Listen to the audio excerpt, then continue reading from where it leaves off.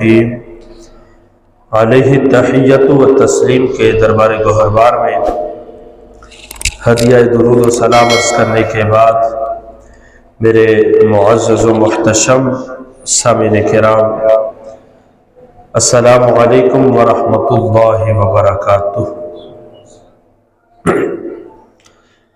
احباب ذی وقار، اللہ تبارک و تعالیٰ کا کروڑ احسان ہے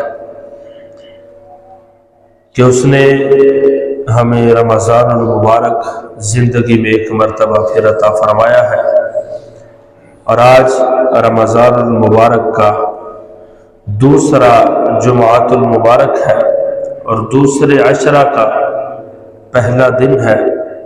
اللہ تبارک و تعالی ہمیں یہ ساعتیں، یہ لمحات اس کی فرما برداری میں حضور نبی اکرم صلی اللہ علیہ وسلم کی اتباع میں گزارنے کی توفیق عطا فرمائے۔ اللہ تبارک و تعالی میرا آپ کا یہاں پر آنا اپنی بارگاہ عالی میں قبول و منظور فرمائے۔ خلاق کائنات جل شانہ مجھے حق سچ بیان کرنے، احباب کو سن کر اس پر عمل کرنے، اسے قبول کرنے، اسے دوسروں تک پہنچانے کی توفیق عطا فرمائے۔ احباب ذی وقار، میں نے احباب کے سامنے قرآن کریم کی ایک آیت کریمہ تلاوت کرنے کا شرف حاصل کیا، جس میں خلاق کائنات جل شانہ نے ارشاد فرمایا، ان اللہ یحب التوابین ویحب المتطہرین۔ فرمایا بے شک اللہ تبارک و تعالی توبہ کرنے والوں کو اور پاک رہنے والوں کو محبوب رکھتا ہے۔ اللہ تبارک و تعالی توبہ کرنے والے کے ساتھ بھی محبت فرماتا ہے اور پاک رہنے والے کے ساتھ بھی محبت فرماتا ہے۔ دنیا و آخرت کی تمام بھلائیاں جو ہے یہ اللہ تبارک و تعالی کے کرم ہی سے بندوں کو نصیب ہوتی ہے۔ وہ جسے چاہے، جو چاہے، جیسے چاہے، جب چاہے عطا فرما دے۔ یہ اس کی اپنی چاہت ہے کہ جس کو چاہے، جب بھی چاہے، جیسے چاہے، جو بھی چاہے اس کو عطا فرما دے۔ تاہم اس کا یہ نظام ہے کہ دنیاوی نعمتیں تمام مخلوق کو عطا فرماتا ہے، خواہ کوئی اس کو مانتا ہے یا نہیں مانتا، کوئی مخلوق مکلف ہے یا مکلف نہیں ہے۔ جتنی بھی مخلوقات اس نے پیدا فرمائی ہے، دنیاوی نعمتیں وہ خالق سب کو عطا فرماتا ہے۔ وہ اس کو ماننے والا مسلمان ہے یا نہ ماننے والا غیر مسلم ہے، وہ انسان ہے، وہ جن ہے، وہ حیوان ہے، کوئی چرند پرند ہے، کوئی کیڑا مکوڑا ہے، کوئی بھی جانور ہے، وہ مالک رزق دنیاوی طور پر سب کو عطا فرماتا ہے۔ دنیا کی نعمتیں ساری مخلوقات کو عطا فرماتا ہے، لیکن اس کی بارگاہ بے کس پناہ سے اعزاز و تکریم، قرب و محبوبیت اور اخروی نعمت صرف اور صرف اس کے پیاروں کو نصیب ہوتی ہے۔ یعنی اخروی نعمتیں، آخرت کی جو نعمتیں ہیں، دنیا کی نعمتیں تو سب کو ملتی ہیں، لیکن آخرت کی جو نعمتیں ہیں وہ صرف اور صرف اپنے پیاروں کو عطا فرماتا ہے، جن سے وہ پیار فرماتا ہے، جن سے محبت فرماتا ہے، ان ہستیوں کو، ان لوگوں کو اللہ تبارک و تعالی آخرت کی نعمتوں سے سرفراز فرما دیتا ہے۔ تو آج کا جو خطبہ جمعۃ المبارک ہے وہ اس موضوع پر ہے کہ اللہ تبارک و تعالیٰ کے خوش نصیب بندے کون ہیں، اللہ تبارک و تعالیٰ کے پسندیدہ بندے کون ہیں، کون ہے کہ جو اللہ تبارک و تعالیٰ کے محبوب ہیں، جن کو رب پسند فرماتا ہے۔ آج ہم سنیں گے، ظاہر ہے کچھ اعمال ہوتے ہیں جن کی بنا پر اللہ تبارک و تعالی بندوں کو پسند فرماتا ہے. جیسے فرمایا ان اللہ یحب التوابین ویحب المتطہرین، کہ بے شک اللہ تبارک و تعالی توبہ کرنے والوں کو پسند فرماتا ہے اور پاک رہنے والوں کو رب پسند فرماتا ہے. ٹھیک، تو اس سے پتہ یہ چلتا ہے کہ اگر ہم نے اللہ تبارک و تعالیٰ کا محبوب بندہ بننا ہے پھر ہمیں زیادہ سے زیادہ توبہ کرنی ہوگی. اگر رب کا محبوب بننا ہے تو ہمیں ہمہ وقت پاک اور صاف رہنا ہوگا. جی، اگر ہم نے اللہ تبارک و تعالیٰ کا محبوب بننا ہے تو پھر ہم توبہ بھی کریں، پاک صاف بھی رہے. تو انشاءاللہ آج کے خطبہ میں کچھ ایسے ہی اعمال کا تذکرہ ہوگا کہ جن کے ذریعے سے بندہ رب کا محبوب بن جاتا ہے. نیز اس ماہ مبارک میں وصال فرمانے والی دو امہات المؤمنین حضرت سیدتنا خدیجۃ الکبریٰ رضی اللہ تعالی عنہا اور حضرت سیدتنا عائشہ صدیقہ رضی اللہ تعالی عنہا،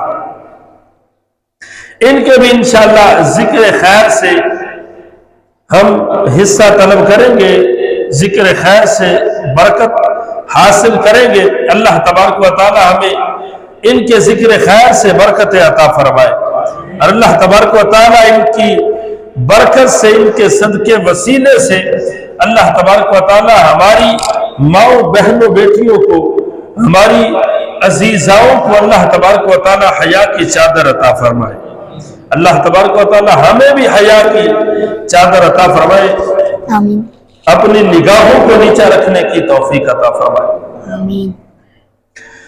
اللہ تبارک و تعالی کے جو پسندیدہ بندے ہیں ان میں سے ایک ہے صابر بندے جو صبر کرتے ہیں. اللہ تبارک و تعالی ان کو پسند فرماتا ہے. صبر کی تین صورتیں ہیں. پہلی صورت صبر کی یہ ہے کہ بندہ اطاعت پر صبر کرے. کسی چیز کا اللہ تبارک و تعالی نے حکم ارشاد فرمایا ہے چیز مشقت والی، جہاد ہے اس کا حکم ہے تو یہ مشقت والا ہے، مشکل کام ہے، اس میں محنت لگتی ہے، اس میں جانیں جاتی ہے، اس میں زخم لگتے ہیں. تو مشقت والی اطاعت ہے، اس میں مشقت ہے، بندہ اس میں صبر کرے. پھر روزہ ہے، گرمی کا روزہ ہو،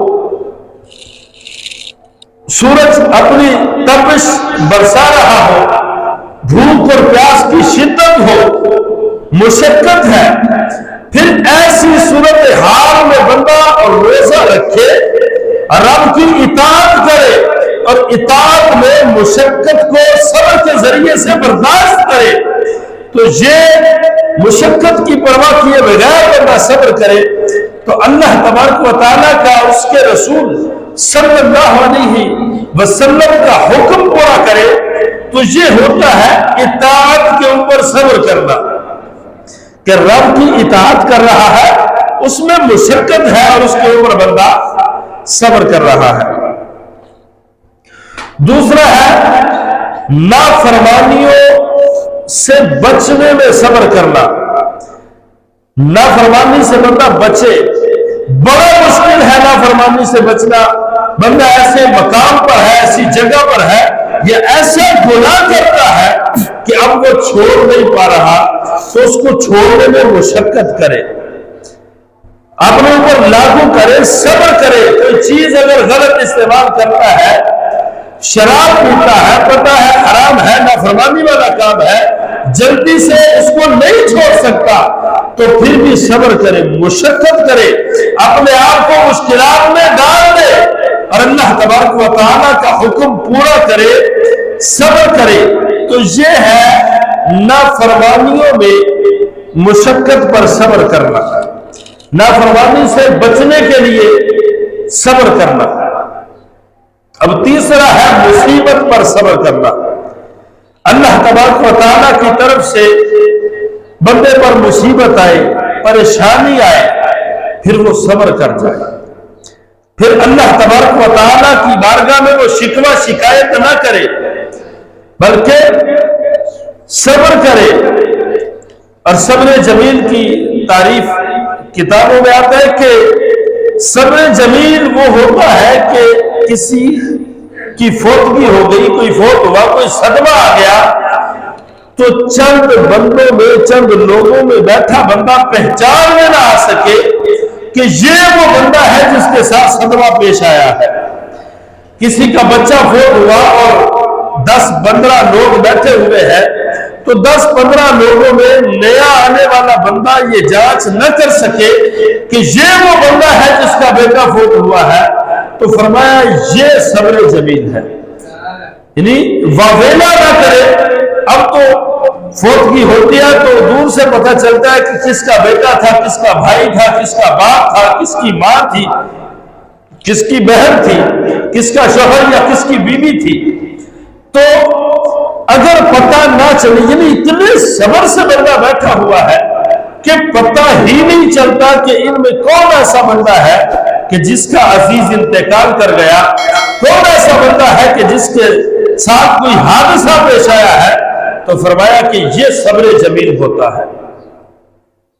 اب بندے کے اوپر مصیبت آئی، یہ تیسری صورت ہے کہ بندہ صبر کرے۔ اللہ تبارک و تعالیٰ نے اپنے کچھ صابر بندوں کا تذکرہ کرتے ہوئے ارشاد فرمایا وَاللَّهُ يُحِبُّ الصَّابِرِينَ، فرمایا اللہ تبارک و تعالیٰ صبر کرنے والوں سے محبت فرماتا ہے۔ جی اللہ صبر کرنے والوں سے محبت فرماتا ہے، اس سے پیار فرماتا ہے۔ اور اللہ تبارک و تعالیٰ نے صبر کرنے والوں کو نوازنے کے لیے ارشاد فرمایا، انہیں خوشخبری عطا فرمائی، فرمایا وَبَشِّرِ الصَّابِرِينَ، فرمایا محبوب پیارے صبر کرنے والوں کو خوشخبری دے دیجیے۔ جو بندہ صبر کرتا ہے اس کو رب تعالی خوشخبریاں عطا فرماتا ہے۔ فرمایا صبر کرنے والوں کو خوشخبری دے دیجیے۔ الذین اذا اصابتہم مصیبہ، فرمایا جب ان کے اوپر مصیبت آتی ہے، جب یہ مصیبت میں مبتلا ہوتے ہیں، تو قالوا انا للہ وانا الیہ راجعون، تو کہتے ہیں ہم اللہ ہی کے ہیں اور اسی کی طرف ہم نے لوٹ کر جانا ہے۔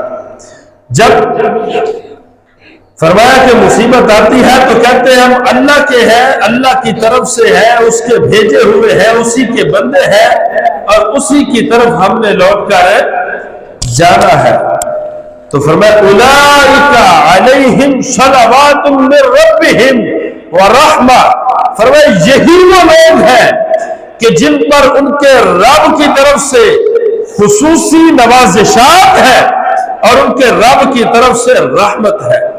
وہ لوگ جو مصیبت آنے پر صبر کرتے ہیں اور یہ کہتے ہیں کہ اللہ تبارک و تعالیٰ کی طرف سے ہم آئے تھے اور اللہ کی طرف ہم نے جانا ہے، اسی کے لیے ہے، اسی کی طرف لوٹنا ہے، تو فرمایا کہ ایسے بندوں پر اللہ تبارک و تعالیٰ کی خصوصی نوازشات ہوتی ہے، ایسے بندوں پر اللہ تبارک و تعالیٰ کی رحمت ہوتی ہے۔ جیسے وہ ایک روایت ہے، صحابی رضی اللہ تعالیٰ عنہ، ان کے بیٹے بیمار تھے، زوجہ نے کہا کہ آپ چلے کچھ مزدوری وغیرہ کریں، بچے کو میں دیکھتی ہوں۔ بچہ فوت ہوا، شام کو واپس آئے تو پوچھا کہ بچہ کیسا ہے؟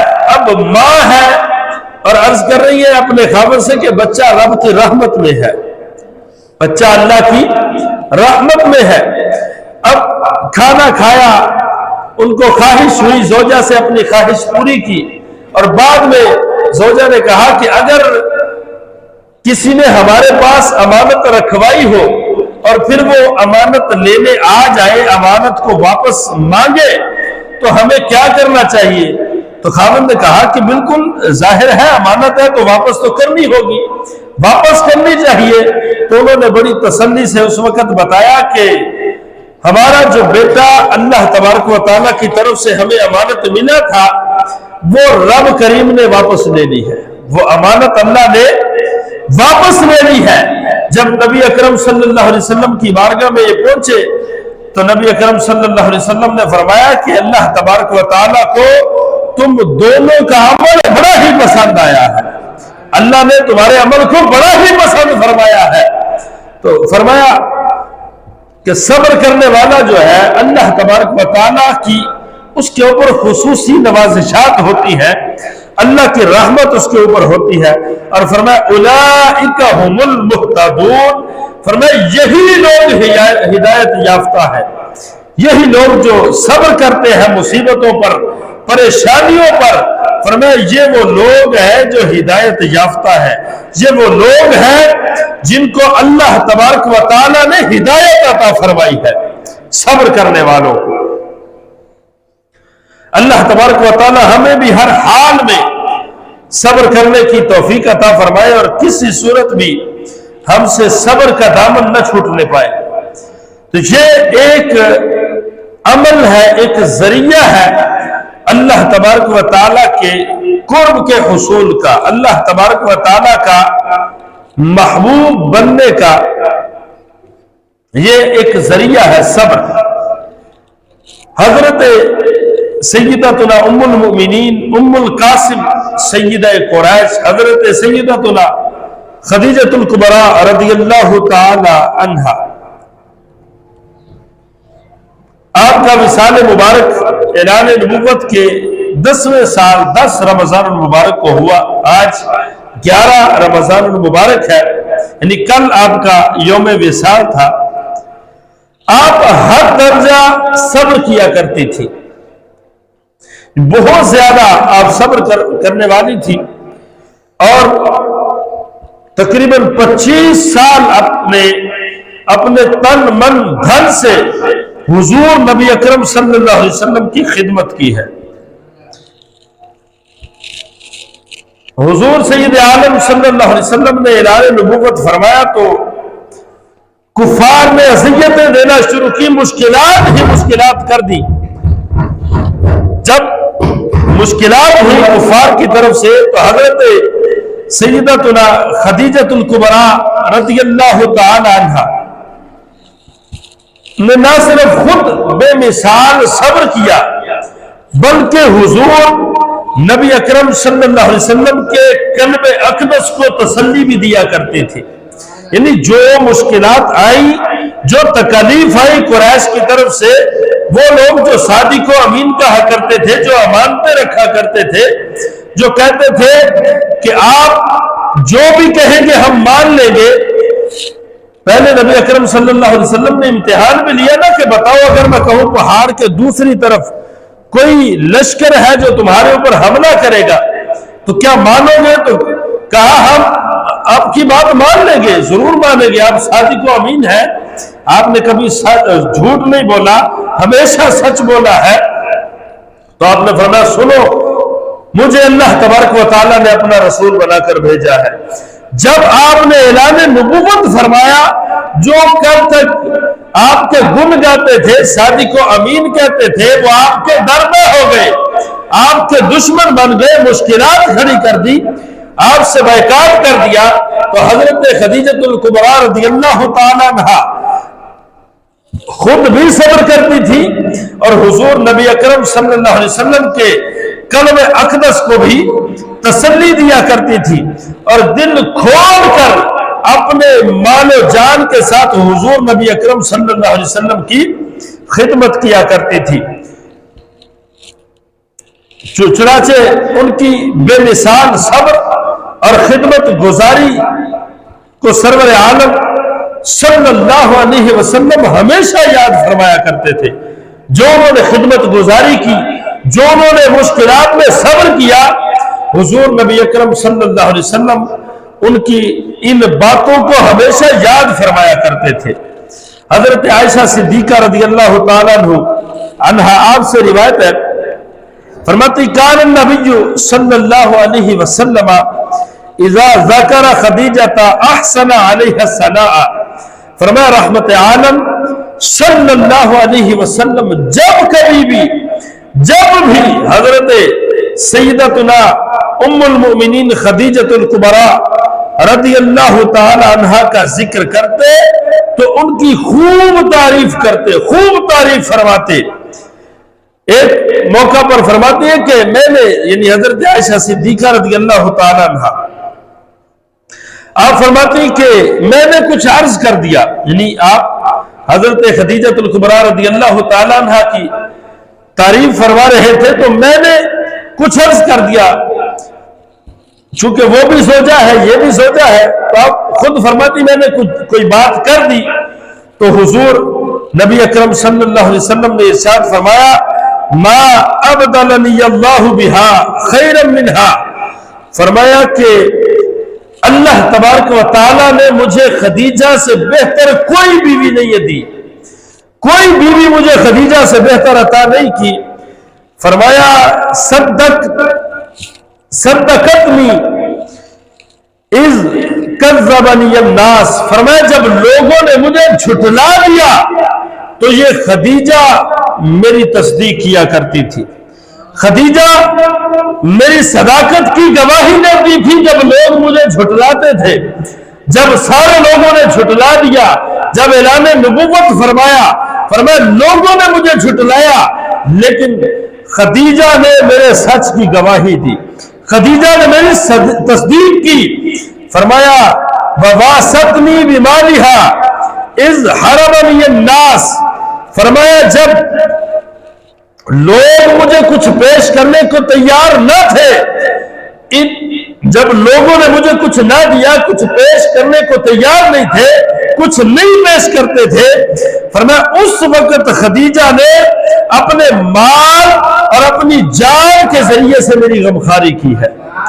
ایک بات فرماتی میں نے کی اور نبی اکرم صلی اللہ علیہ وسلم نے فرمایا کہ جب لوگ مجھے کچھ پیش نہیں کرتے تھے خدیجہ نے اپنا مال دیا تھا، جب لوگوں نے مجھے جھٹلایا تھا خدیجہ نے میری تصدیق کی تھی۔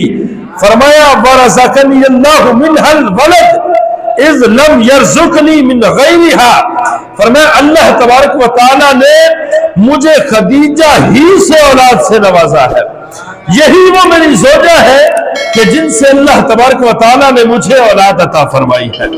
تو یہ ایک بات فرماتی میں نے کی اور نبی اکرم صلی اللہ علیہ وسلم نے آپ کی اتنی تعریفات کی کہ جب کوئی میرے ساتھ نہیں تھا اس وقت حضرت خدیجہ رضی اللہ تعالی عنہا نے میرا ساتھ دیا تھا، انہوں نے اپنی جان کے ذریعے سے، اپنے مال کے ذریعے سے میرا ساتھ دیا، اپنی زبان کے ذریعے سے میری تصدیق کی۔ فرمایا کہ جب بھی بات کرتے تو حضرت خدیجۃ الکبریٰ رضی اللہ تعالی عنہا آپ کی تعریف بیان کرتے تھے، اور آپ رضی اللہ تعالی عنہا کے صبر و استقامت کی باری تعالی نے بھی خوب عزت افزائی فرمائی ہے۔ ایک موقع پر سیدنا جبریل امین علی نبینا وعلیہ الصلوۃ والسلام نے رسول اکرم صلی اللہ علیہ وسلم سے عرض کی کہ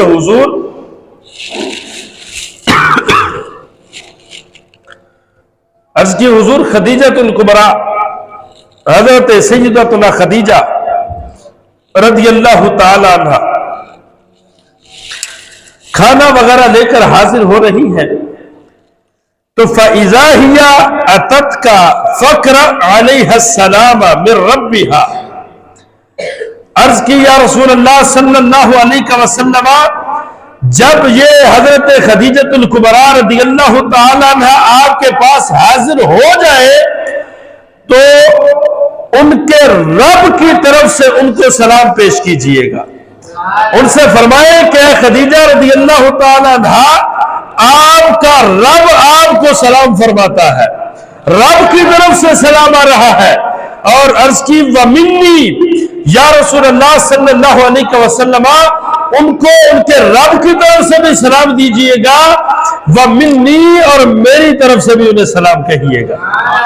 وہ کیسی ہستی ہوں گی کہ جن کو رب سلام بھیج رہا ہے، جن کو بطور خاص فرمایا جا رہا ہے کہ یہ آئیں گی اور آپ نے ان کو میرا سلام دینا ہے۔ ایک ہے ہم ایک دوسرے کو کہیں کہ بھئی فلاں کو میرا سلام کہنا، فلاں کو میرا سلام کہنا۔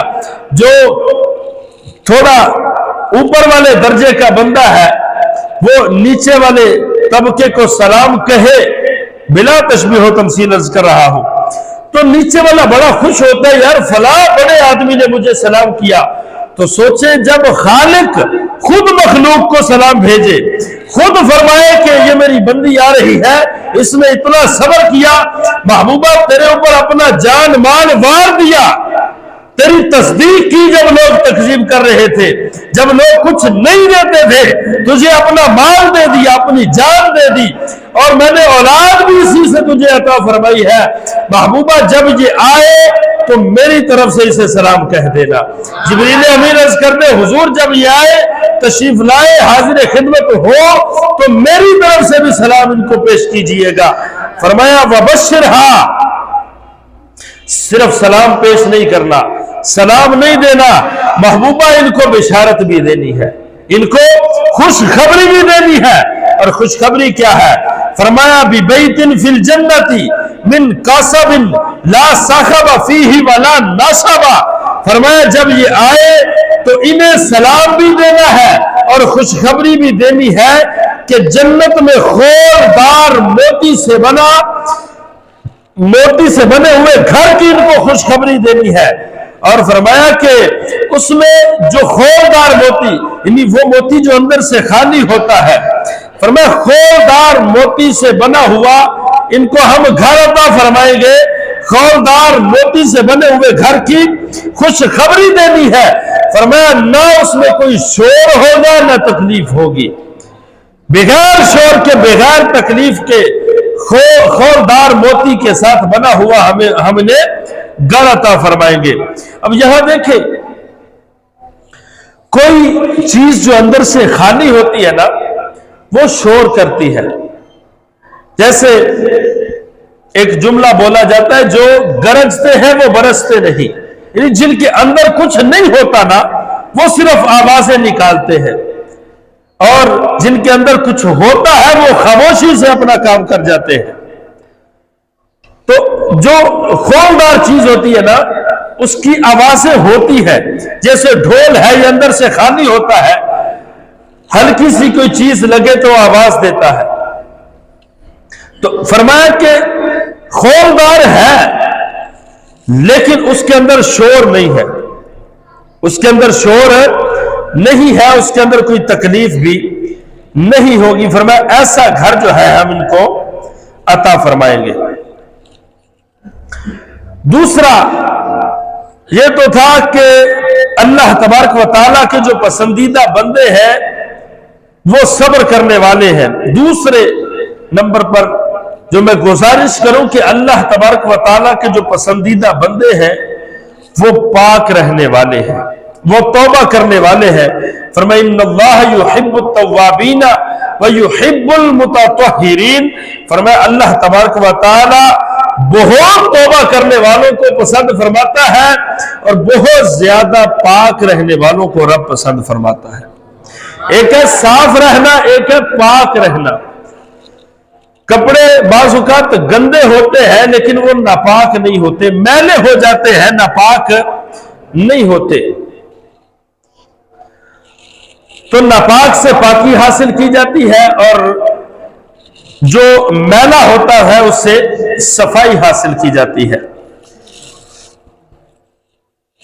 اور دوسرے مقام پر باری تعالیٰ نے نبی رحمت صلی اللہ علیہ وسلم کو ارشاد فرمایا، جو منافقوں نے مسجد بنائی تھی 11ویں پارے کے اندر اس کا ذکر ہے، مسجد درار، جس کو گرا دینے کا حکم ارشاد فرمایا گیا۔ بظاہر تو مسجد تھی اور بظاہر کلمہ پڑھنے والے لوگوں نے بنائی تھی، لیکن خلاق کائنات جل شانہ نے فرمایا محبوبہ اس مسجد میں نہیں جانا۔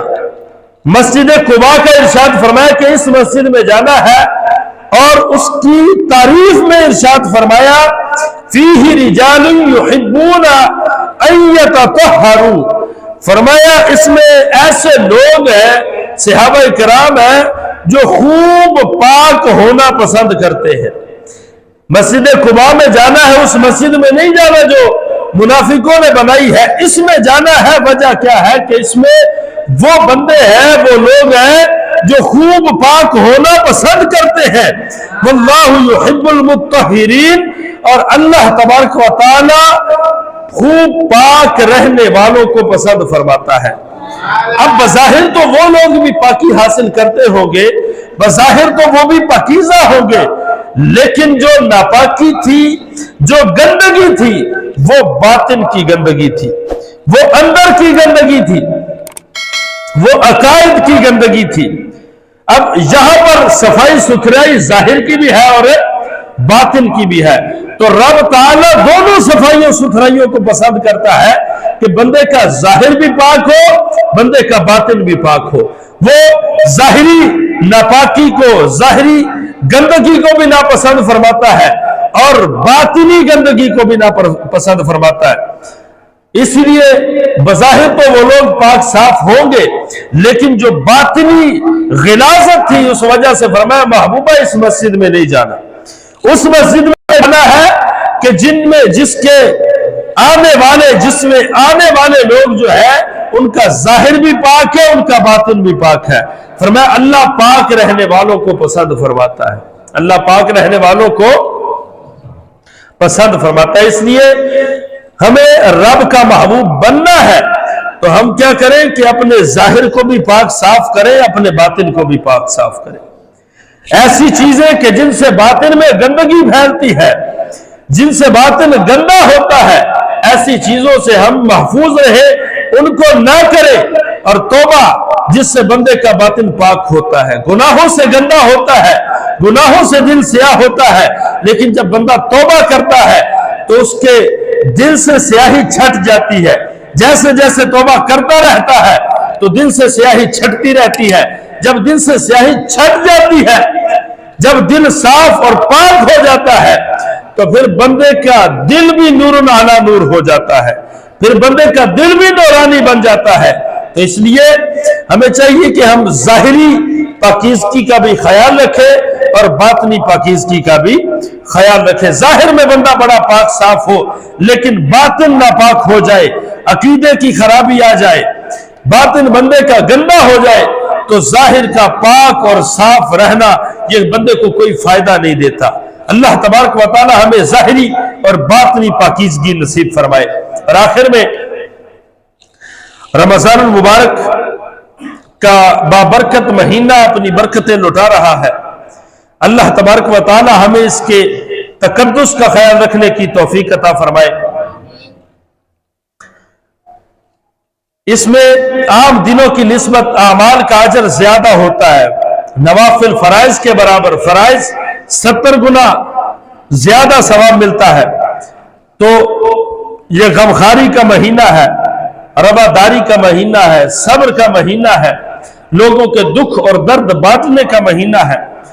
چونکہ فطرہ بھی صاحب نصاب پر لازم ہوتا ہے، اگرچہ یہ عید والے دن طلوع فجر کے بعد لازم ہوتا ہے، لیکن پہلے بھی دے سکتے ہیں۔ جنہوں نے پہلے کبھی ادا نہیں کیا وہ اب کریں گے تو بھی ادا ہی ادا ہے جی۔ تو اگر پہلے کبھی نہیں دیا وہ بھی ادا کریں اور کوشش کریں کہ عید سے پہلے فطرہ ادا کر دیں، تاکہ وہ لوگ جن کو امید ہے فطرہ ملنے کی، جن کو امید ہے زکوٰۃ اور صدقات ملنے کی، وہ بھی عید کی خوشیوں میں شامل ہو جائے۔ اب اگر ہم عید کے دن ہی دیں گے تو جس نے کوئی کپڑا لینا ہے، کوئی راشن لینا ہے، وہ کب لے گا؟ تو بہتر ہے کوشش کریں کہ اللہ تبارک و تعالیٰ نے عطا فرمایا ہے تو اس کی ہمت توفیق سے پہلے ہی ادا کر دیں۔ یہ ایک پمفلٹ یہاں پر لگا ہوا ہے، اس میں آپ دیکھ سکتے ہیں کہ ایک فرد کا کتنا ہے، دو کا کتنا ہے، یعنی جتنے ہمارے گھر کے افراد ہیں یہاں سے ہم دیکھ سکتے ہیں کہ گندم کے لحاظ سے سب کا کتنا بنتا ہے، جو کے لحاظ سے کتنا بنتا ہے، کھجور کے، اعلیٰ کھجور کے، کشمش کے لحاظ سے کتنا فطرہ بنتا ہے۔ تو اللہ تبارک و تعالیٰ نے جیسا ہمیں عطا فرمایا ہے۔ اب لوگ کہہ دیتے ہیں جی ہم تو گندم کھاتے ہیں، گندم کے لحاظ سے ہی دیں گے، تو ظاہر ہے گندم ہی کھانی ہے، کوئی روزانہ کھجوریں تو کھا نہیں سکتا، نہ ہی وہ برداشت کر پائے گا، اور نہ ہی ایسا ہے کہ روٹی کی جگہ وہ روزانہ کھجور کی روٹی بنا کر کھائے۔ تو مراد اس سے یہ ہے، کھاتے تو سارے گندم ہیں، لیکن اگر اللہ تبارک و تعالیٰ نے زیادہ عطا فرمایا ہے، اب ایک 40,000 لینے والا وہ بھی گندم کھاتا ہے، اور ایک 40 لاکھ کمانے والا وہ بھی گندم کھاتا ہے، تو اب 40 لاکھ والا یہ کہہ کے کہ میں تو گندم کھاتا ہوں اسی کے لحاظ سے دوں گا، تو اسے یہ سوچنا چاہیے کہ کھاتے تو گندم ہو، لیکن رب نے تمہیں 40 لاکھ ماہانہ بھی عطا فرمایا ہے، تو اس میں سے اگر تم جو کے لحاظ سے تمہاری آمدنی ہے تو اس لحاظ سے دو، اگر تمہاری آمدنی کھجور کے لحاظ سے، اعلیٰ کھجور کے لحاظ سے ہے، اتنا زیادہ کماتے ہو، تو پھر اس لحاظ سے اللہ تبارک و تعالیٰ کی راہ میں خرچ کرو۔ تو ظاہر ہے جب جتنا زیادہ بندہ رب کی راہ میں خرچ کرتا ہے، اللہ اتنا ہی زیادہ بندے کو عطا فرماتا ہے، اور رمضان میں جتنا زیادہ خرچ کریں گے اتنا زیادہ ثواب بھی رب تعالیٰ کی بارگاہ سے بندے کو میسر آئے گا۔ تو سب سے پہلے تو اپنے عزیز و اقارب میں، اپنے ہمسایوں میں دیکھیں کہ ان میں کوئی ضرورت مند ہے تو خود جا کر بغیر تصویر لیے، بغیر اس کی عزت نفس کو مجروح کیے، اس کو اپنا فطرہ دے دے، زکوٰۃ دے دے، صدقات دے دے، اس کو راشن لے کر دے دے، کسی حوالے سے بھی اس کے ساتھ تعاون کرے، اور پھر اس کے بعد جو دینی ادارے ہیں ہمارے ان میں دے، یا ایسا کرے کچھ اپنے عزیز و اقارب میں دے دے، کچھ دینی مدارس میں دے دے، کچھ دینی اداروں میں دے دے، دینی اداروں کے نمائندوں کو دے دے۔ مجھے بھی آپ جمع کروا سکتے ہیں، پہلے بھی پچھلے سالوں میں بھی میں جمع کرتا رہا، انشاءاللہ اب بھی کروں گا، آپ کے پاس بھی آؤں گا کہ آپ اپنا فطرہ مجھے دے، مطلب جمع کروائیں مجھے، تو اپنے عزیز و اقارب میں بھی اور دینی اداروں میں بھی، یعنی اب دونوں کو ساتھ لے کر چلے، ایسا نہ ہو کہ غریب اور دینی ادارہ جو ہے ان کو آپس میں آمنے سامنے لا کر کھڑا کر دیا جائے کہ مدرسے میں دینے کے بجائے یہاں دے، بلکہ جو دے سکتا ہے اسے چاہیے کہ دونوں جگہ پر دے، آدھے آدھے کر لے یا کوئی پرسنٹیج بنا لے کہ دونوں جگہ پر وہ دے، دونوں طرف سے اللہ تبارک و تعالیٰ انہیں اجر عطا فرمائے، اللہ تبارک و تعالیٰ عمل کی توفیق عطا فرمائے۔ وآخر دعوانا ان الحمد للہ رب العالمین۔